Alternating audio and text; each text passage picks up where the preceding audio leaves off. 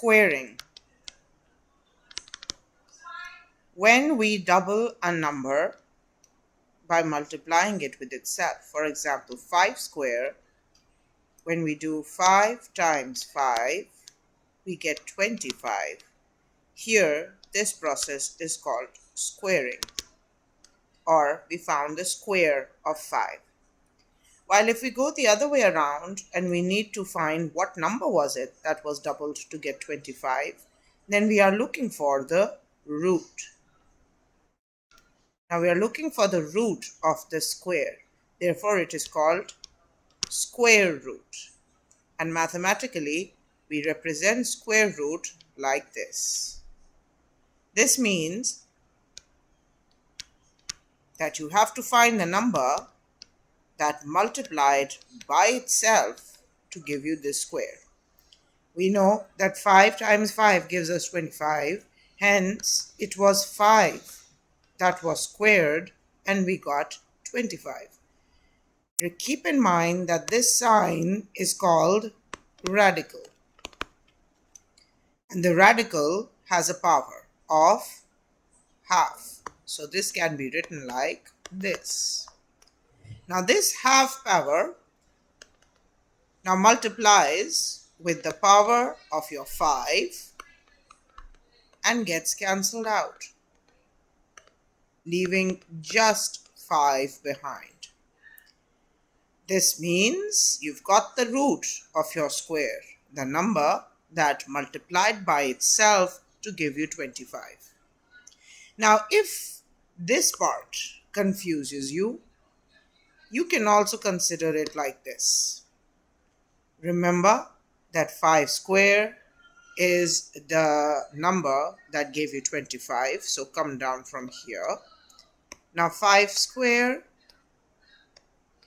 the 2 can simply cut with the radical sign. That's a procedural step that does not need any, you don't need to go into the depth of this. Just memorize this procedural step if the powers confuse you. So remember that the 2 or the square on top of the 5 can cut the radical sign. Now let's take a bigger number, for example, 324.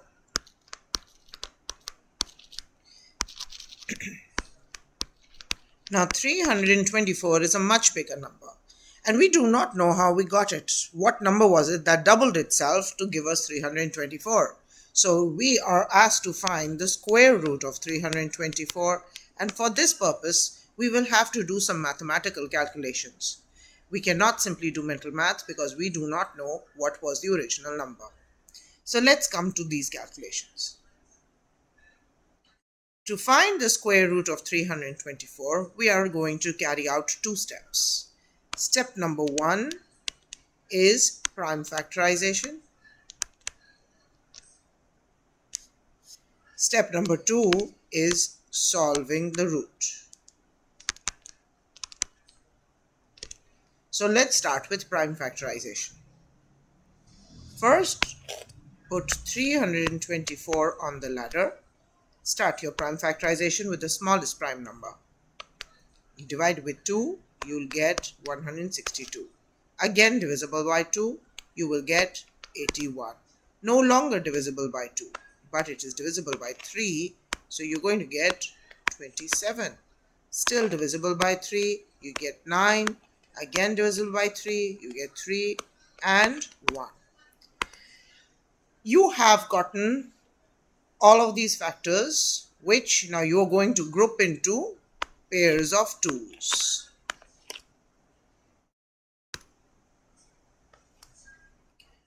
Write these factors under the radical sign in their groups of 2's.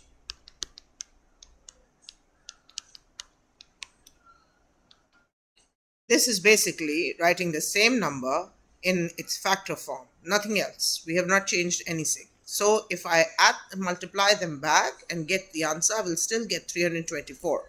So I've not done any changes. I've just simply written 324 in its factorized form. Now I'm going to write each factor separately in a separate radical sign for convenience purposes, because this actually helps me. Now you can see I've got each number, each factor in a separate radical sign, and each factor has a square. So this square can simply cut with the radical sign like I showed you in my previous example, because the radical has a power of a half, which leaves behind simply 2 times 3 times 3. The radicals have disappeared, and now I can solve, and I'm going to get 2 3s are 6 and 6 3s are 18. That's my answer. How do I check? Have I done this correctly or not? To check, we can simply square 18 and see, do we get 324 or not? So let's do that. 18 times 18, and when you do your calculation, let's do that here. 18 times 18, 8 8s are 64, 6 goes at the top, 8 1s are 8, plus 6, that is going to give you 14, and I get 18 here. 4 2 1 and 3. Yes, you get 324. So yay, I did it.